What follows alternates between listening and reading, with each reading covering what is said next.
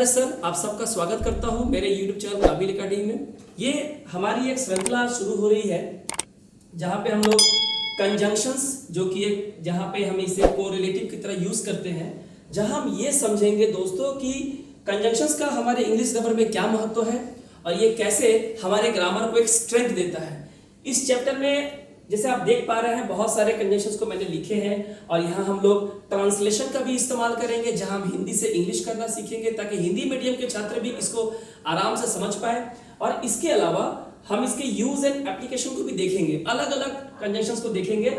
लेकिन आज इस क्लास में एक छोटी सी क्लास मैंने बनाई है जहां हम as soon as, no sooner then और एज लॉन्ग एज का इस्तेमाल को हम देखेंगे। तो चलिए समय ना गवाते हुए आज का ये वीडियो शुरू करते हैं। वीडियो को शुरू से लेकर अंत तक जरूर देखिएगा और अगर आपको वीडियो पसंद आए तो इसे लाइक शेयर करें, सब्सक्राइब कर ले।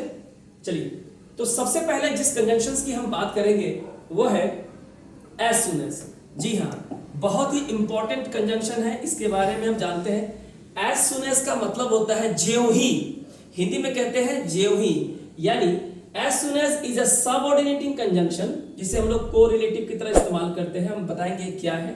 तो as soon as is a subordinating conjunction and we use it when something happens immediately after some other event, यानी as long as का इस्तेमाल स्टूडेंट्स हम कहाँ करते हैं, जहां पे जैसे ही किसी एक घटना के घटने के बाद ज्यों ही दूसरी घटना साथ साथ या उसके ठीक उसके बाद घटती है, यानी कि साइमल्टेनियसली एक घटना या घटने के साथ साथ दूसरी घटना घटती है, ऐसे सिचुएशंस में सेंटेंस को कंबाइन करने के लिए, उसे जोड़ने के लिए हम एज सुन एज का इस्तेमाल करते हैं। जी हाँ, ये है एज सुन एज।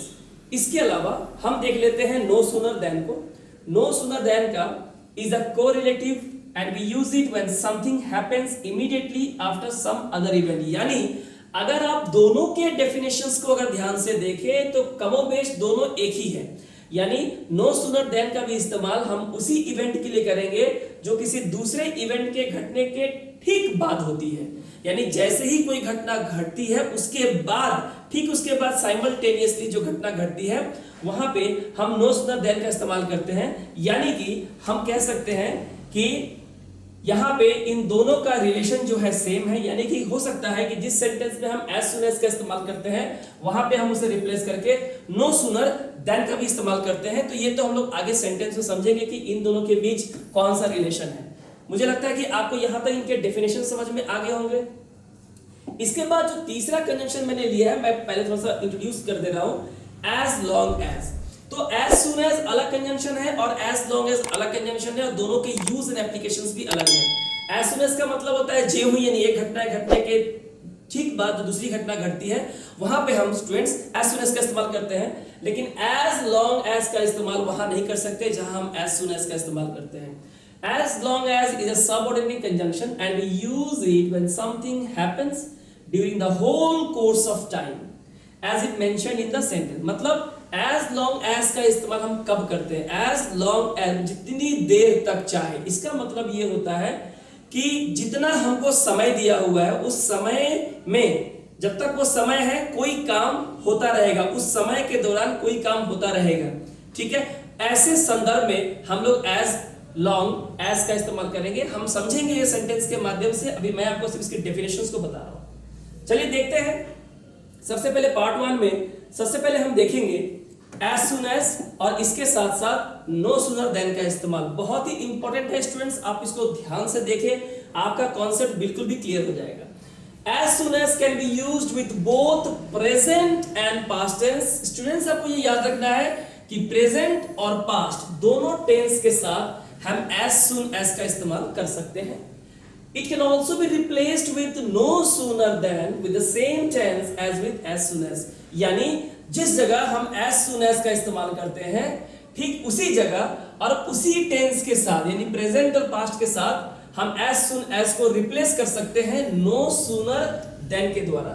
यानी जिस सेंटेंस का कंस्ट्रक्शन as soon as से हुआ है और जिस टेंस में हुआ है ठीक उसी कंस्ट्रक्शन और टेंस में हम इसे रिप्लेस कर सकते हैं no sooner than के साथ। देखते हैं कैसे। चलिए आइए, हमें पहला सेंटेंस हमें दिया हुआ है he finished his work। आप समझिएगा कैसे सेंटेंस को कंबाइन किया जाता है, कैसे सेंटेंस को जोड़ा जाता है।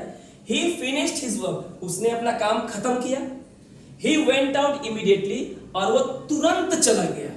अब अगर आप इस सेंटेंस को ध्यान से पढ़े तो आपको लग रहा है ना कि जैसे ही उसने अपना काम खत्म किया त्यों ही, यानी वैसे ही वो चला गया, यानी कि ठीक इस काम के होने के ठीक बाद, यानी साइमल्टेनियसली ये काम हुआ है। इसका मतलब आपको समझना पड़ेगा कि ये एज सून एज वाला सेंटेंस है।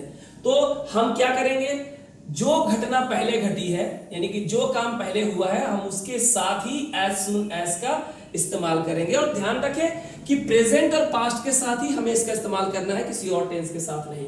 तो पहले कौन सा घटना घटी, ही फिनिश्ड हिज वर्क, तो इसके साथ ही हमको इस्तेमाल करना है एज सून एज।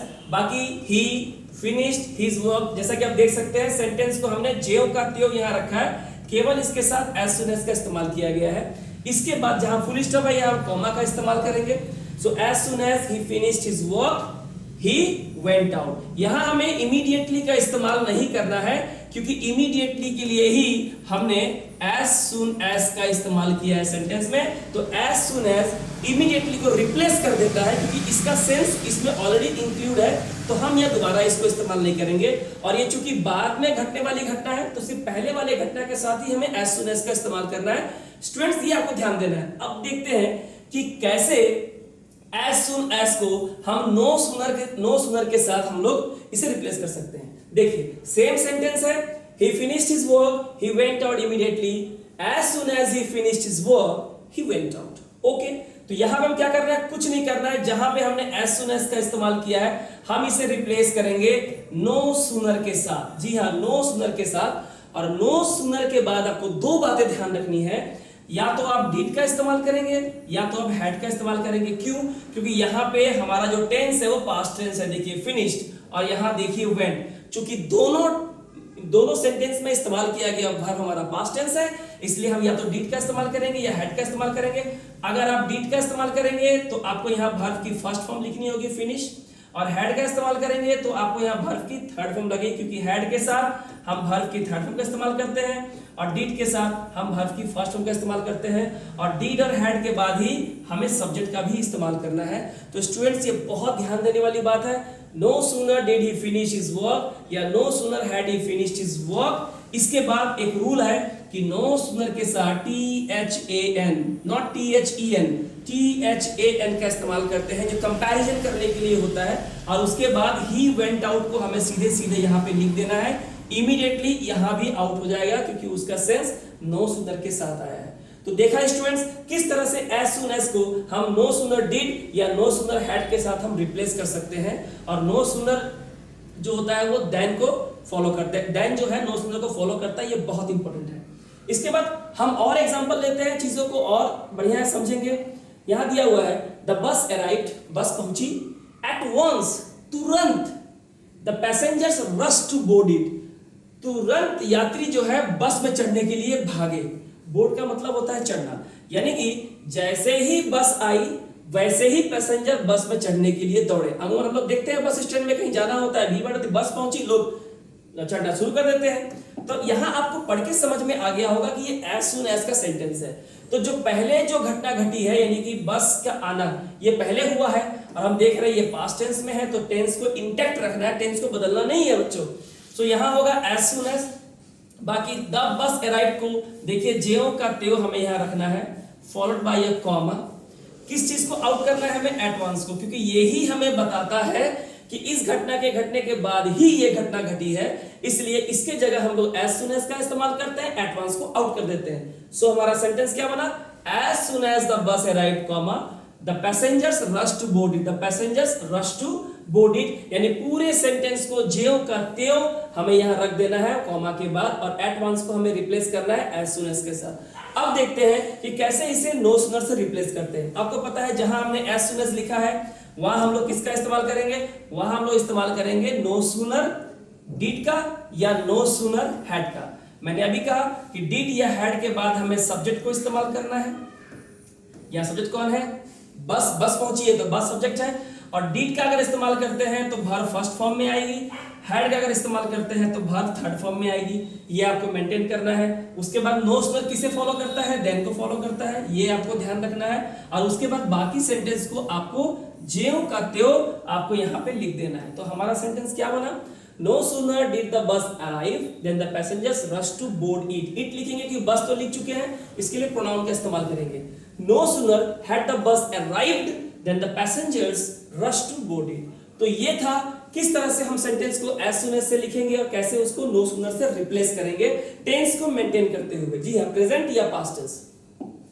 आगे देखते हैं, यहां पे देखिए मैंने टेंस को बदल दिया है ताकि आप प्रेजेंट टेंस को भी बढ़िया समझ सके, और उसका कुछ और मैंने एग्जांपल्स दिए हैं जो आप नोट डाउन कर सकते हैं। देखिए, शी रीचेस द स्कूल, वह स्कूल पहुंचती है, और आप देखिए यहां रीचेस जो है प्रेजेंट इंडेफिनिट टेंस में है। वह स्कूल पहुंचती है, the bell rings at once, और तुरंत बेल बज जाती है। इसका मतलब क्या है कि जैसे ही वो स्कूल पहुंचती है वैसे ही घंटी बज जाती है, स्कूली घंटी, यानी कि एक के बाद एक घंटा तुरंत होती है। तो हमें समझना होगा कि ये एज सून एज या नो सूनर से बनने वाला सेंटेंस है।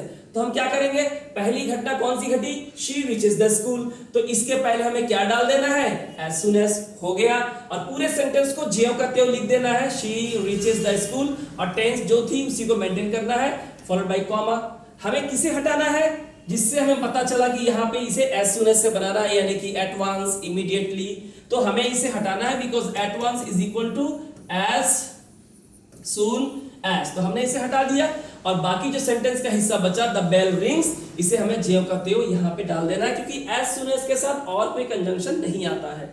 तो हमारा सेंटेंस क्या बना, as soon as she reaches the school comma the bell rings, जैसे ही ज्यों ही वो स्कूल पहुंचती है त्यों ही घंटी बज जाती है। अब देखते हैं इसे नो सूनर से कैसे रिप्लेस करते हैं। देखिए, एज सून एज हमने लिखा है, कुछ नहीं करना, हमें यहाँ लिखना है नो सूनर, और चूंकि हमारा जो वर्ब है वो प्रेजेंट इंडेफिनिट टेंस में है, क्योंकि रीच के साथ यहाँ पे एस और ईएस है। वर्ब की फर्स्ट फॉर्म के साथ जब एस और ईएस आप देखते हैं, क्योंकि सब्जेक्ट हमारा थर्ड पर्सन सिंगुलर है, इसलिए इसका मतलब ये प्रेजेंट इंडेफिनिट टेंस है। और अगर ये प्रेजेंट टेंस है तो याद रखिएगा, ना हम यहाँ डिड का इस्तेमाल कर सकते हैं, ना ही हमने हैड का इस्तेमाल कर सकते हैं जो हमने अभी देखा था। तो हम किसका इस्तेमाल करेंगे, हम इस्तेमाल करेंगे डज का। ठीक है, तो नो सूनर के बाद हम इस्तेमाल करेंगे डज का, और मैंने कहा था कि इसके बाद क्या आएगा, इसके बाद आएगा सब्जेक्ट, और डज के बाद भी हमारा वर्ब फर्स्ट फॉर्म में ही आता है। मैंने पहले ही बताया है कि आप डू, डज या डिड का आप जब भी इस्तेमाल करते हैं, इसके बाद जो मेन वर्ब है वो हमेशा फर्स्ट फॉर्म में आती है, उसकी फॉर्म को बिल्कुल भी चेंज ना करें। तो no sooner does, then followed by subject, then verb की first form, no sooner does he reach the school, then इसका नो सूनर किससे फॉलो करता है, देन से। एडवांस को हमने आउट किया, बाकी सेंटेंस को हमने ज्यों करते हुए लिख दिया। हमारा सेंटेंस बना, no sooner does she reach the school then the bell rings, वो स्कूल पहुंची ही नहीं थी कि घंटी बच गई। यानी कि दोनों का मीनिंग एज सून एज और नो सूनर देन का मीनिंग कमोबेश एक ही है और बहुत ही इंपॉर्टेंट है। तो मुझे लगता है कि आपको एज सून एज और नो सूनर देन का इस्तेमाल आपको समझ में आ गया होगा। यहाँ आपके लिए एक और एग्जांपल है जो आप कर सकते हैं। हम आगे बढ़ते हैं, हम देखेंगे कि एज सून एज और एज लॉन्ग एज के बीच क्या डिफरेंस है। जी हाँ, एज सून एज और एज लॉन्ग एज के बीच क्या डिफरेंस है। देखिए ध्यान से, यहाँ पे स्टूडेंट्स, एज सून एज का मतलब होता है इमीडिएटली आफ्टर, जो मैंने अभी कहा, यानी कोई घटना घटी ठीक उसके बाद अगर कोई घटना घटी है तो उस जगह पे हम एज सून एज का इस्तेमाल करते हैं। ठीक है, for example, it started raining as soon as we reached home. भाई जैसे ही हम घर पहुंचे बारिश शुरू हो गई। ठीक है, तो घर पहुंचना एक काम हुआ, उसके बाद सेकंड काम कौन सा हुआ, बारिश शुरू हो गई। एक के बाद एक एज सून एज का इस्तेमाल करेंगे। लेकिन एज लॉन्ग एज ये नहीं होता है, इसका मतलब होता है ड्यूरिंग द होल पीरियड, यानी पूरे समय अवधि के दौरान क्या हो रहा है या क्या होता रहेगा, वहां एज लॉन्ग एज का इस्तेमाल करेंगे। मैं आपको सेंटेंस के माध्यम से समझाता हूं, आपको क्लियर हो जाएगा। वी हैव होप्स, यानी हमें उम्मीदें हैं, एज लॉन्ग एज तब तक वी आर अलाइव, जब तक हम जीवित हैं। इसका मतलब आपके जीवित रहने के दौरान, यानी जब तक आप जीवित हैं, यानी कि the whole period when you are alive, यानी कि जब तक आप जीवित हैं हमें पूरी आशा है, उम्मीद है। यानी कि मर जाने के बाद उम्मीद भी उसके साथ मर जाएगी, कोई उम्मीद नहीं बचेगी। तो आपको समझना होगा कि आपको एक टाइम पीरियड दिया होगा और उस टाइम पीरियड के दौरान जो है कोई काम होता रहेगा या होगा या माना जाएगा उस समय तक वो होता रहेगा, उस जगह हम एज लॉन्ग एज का इस्तेमाल करते हैं। ठीक है, यहाँ पे देखिए एक और एग्जांपल है जो आपको समझ में आ जाएगा। We are very happy for you to stay at our house as long as you like. कहा we are very happy for you, हम तुम्हारे लिए बहुत खुश हैं, to stay at our house, कि आप हमारे घर पे ठहरे हो, as long as you like, जब तक तुम चाहो, यानी कि जब तक तुम्हारी चाहत है। अगर तुम्हारी चाहत 1 घंटे की है आप 1 घंटे रह सकते हो, अगर आपकी चाहत है 5 घंटे की आप 5 घंटे तक रह सकते हो, अगर आपकी चाहत नहीं है तो आप वहां नहीं रहोगे, आप वहां से चले जाओगे। यानी कि ड्यूरिंग द होल पीरियड के समय हम लोग एज लॉन्ग एज का इस्तेमाल करते हैं। I will remember that film as long as I live, जब तक मैं जीवित रहूंगा तब तक मैं उस फिल्म को याद करूंगा। यानी कि मरने के बाद मैं कुछ याद नहीं रहेगा, और जब तक मैं जीवित रहूंगा मैं इस फिल्म को याद करूंगा। तो ये होता है कि जब कोई किसी होल पीरियड ऑफ टाइम दिया हुआ है उस समय हम एज लॉन्ग एज का इस्तेमाल करते हैं। और एज सून एज बहुत ही आसान है, कोई घटना घटी है और उस घटना के घटने के तुरंत बाद जो घटना घटती है इसे जोड़ने के लिए हम एज सून एज का इस्तेमाल करते हैं। आई होप स्टूडेंट्स की आपको ये तीनों जो कंजंक्शन है यानी कि as soon as, no sooner then और एज लॉन्ग एज, ये आपको बहुत बढ़िया समझ में आ गया होगा। तो यहां मैंने इसे कहा था कि इससे कुछ एप्लीकेशंस हैं जो हम देखेंगे हिंदी से इंग्लिश करने का, ये लास्ट पार्ट है।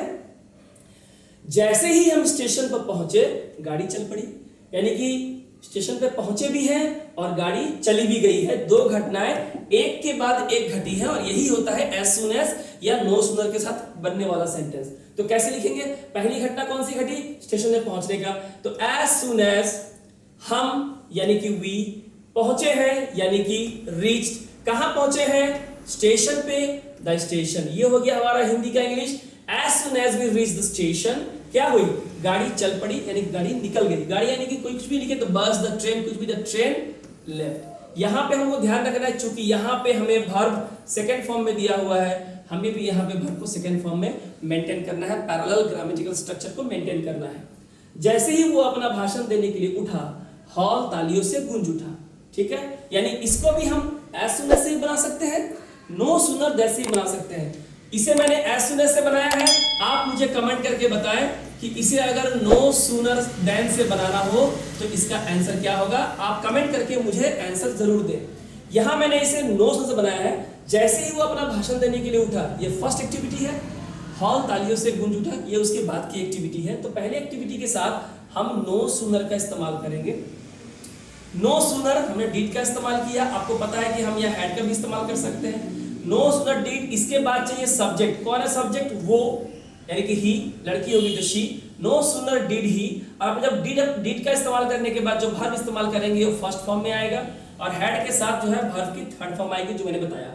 No sooner did he get up, what? भाषण देने के लिए, भाषण देना यानी कि टू डिलीवर हिज स्पीच।